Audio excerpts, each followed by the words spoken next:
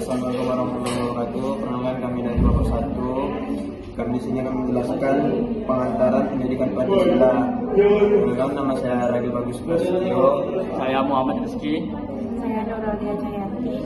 Di sini saya langsung saja ke materinya. Landasan dan tujuan pendidikan Pancasila.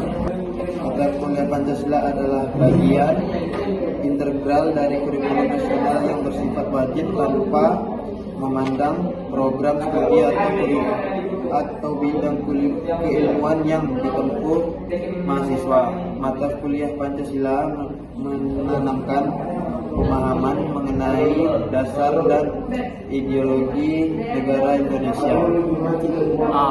Lanjut, fenomena permasalahan bangsa. Ada beberapa permasalahan bangsa, yaitu masalah degradasi moral. Degradasi moral adalah kemerosotan nilai, norma, dan kualitas hidup yang berdampak pada jati diri bangsa. Fenomena terjadi degradasi moral semakin terasa di Indonesia, terutama di kalangan generasi muda. Lanjut, yang kedua, masalah intoleransi. Intoleransi adalah sikap menolak atau tidak menghargai perbedaan pandangan, keyakinan, agama, budaya, politik maupun identitas sosial lainnya. Lanjut, tiga, masalah radikalisme dan terorisme, yaitu merupakan ancaman nyata terhadap keamanan nasional, stabilitas sosial, dan persatuan bangsa Indonesia. Menjelaskan bahwa radikalisme adalah paham atau ideologi yang menginginkan perubahan berdasarkan secara cepat dan revolusioner dengan menolak kompromi. Sedangkan terorisme merupakan manifestasi ekstrim dari radikalisme yang menggunakan kekerasan atau ancaman untuk menimbulkan rasa takut demi mencapai tujuan.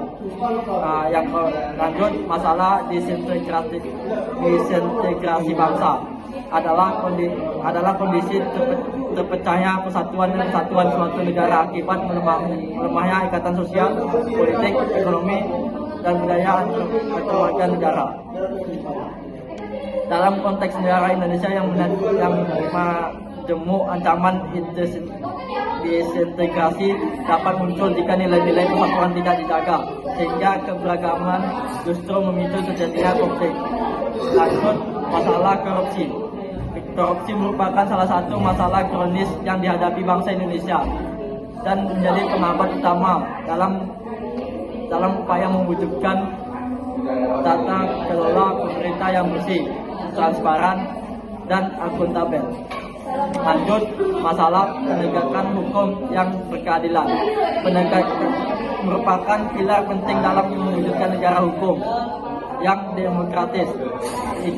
Idealnya, penegakan hukum tidak hanya berorientasi pada kepastian hukum, tetapi juga mengandung keadilan dan kemanfaatan bagi seluruh warga negara. Lanjut, masalah kesenjangan sosial adalah kondisi ketidakmerataan distribusi sumber daya, kesempatan, dan akses terhadap layanan dasar antara individu atau kelompok dalam masyarakat. Lanjut, masalah narkoba. Penyalahgunaan narkotika dan obat-obat terlarang merupakan salah satu permasalahan serius yang mengancam kesehatan, moral, dan masa depan generasi muda. Masalah narkoba ini tidak hanya berdampak pada individu pengguna, tetapi juga pada keluarga, masyarakat, dan negara. Menurut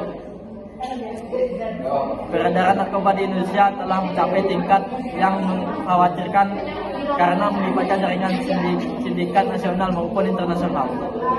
9. Masalah lingkungan. Permasalahan lingkungan di Indonesia telah menjadi tantangan yang mempengaruhi kualitas hidup masyarakat dan kelanjutan pembangunan nasional. Masalah lingkungan meliputi kerusakan hutan, pencemaran udara, pencemaran air, hilangnya keanekaragaman hayati, dan dampak perubahan iklim.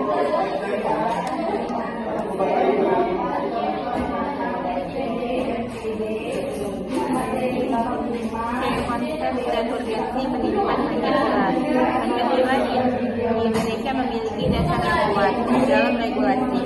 Undang-Undang Nomor 20 Tahun 2003 tentang Sistem Pendidikan Nasional, khususnya Pasal 1 Ayat 2 menegaskan bahwa pendidikan nasional dilaksanakan dengan berlandaskan pada Pancasila dan Undang-Undang Dasar Negara Republik Indonesia tahun 1945.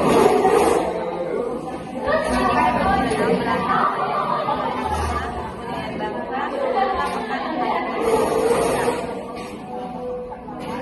perkembangan zaman. Berdasarkan regulasi yang telah disebutkan, menunjukkan bahwa adanya komitmen negara untuk menjadikan pendidikan Pancasila sebagai mata kuliah yang harus diimplementasikan secara konsisten dalam kurikulum dengan demikian, pendidikan tinggi tidak hanya bersama menyelenggarakan mata kuliah tersebut, tetapi juga harus mengintegrasikan nilai-nilai Pancasila dalam kebijakan dan praktik akademiknya. Kesimpulannya adalah pentingnya mata kuliah Pancasila di perguruan tinggi merupakan keputusan dasar karena Pancasila berperan sebagai agen perubahan sekaligus calon intelektual bangsa yang kelak akan mengisi berbagai potensi pembangunan baik di lembaga negara, pemerintah daerah, organisasi politik, dunia usaha maupun sektor lainnya. Dengan demikian, Pancasila di kalangan mahasiswa tidak dapat dipandang sebelah mata. Fungsi dari pendidikan Pancasila juga memiliki transformatif, yaitu mendorong mahasiswa agar mampu menerapkan nilai-nilai Pancasila secara kontekstual dalam kehidupan sehari-hari. Sejalan dengan tujuan pendidikan nasional, yakni mencetak manusia yang beriman, bertakwa, berakhlak mulia, cerdas, terampil, serta bertanggung jawab sebagai warga negara. Sekian dari materi yang kami sampaikan. Lebih dan kurangnya kami mohon maaf. Wassalamualaikum warahmatullahi wabarakatuh.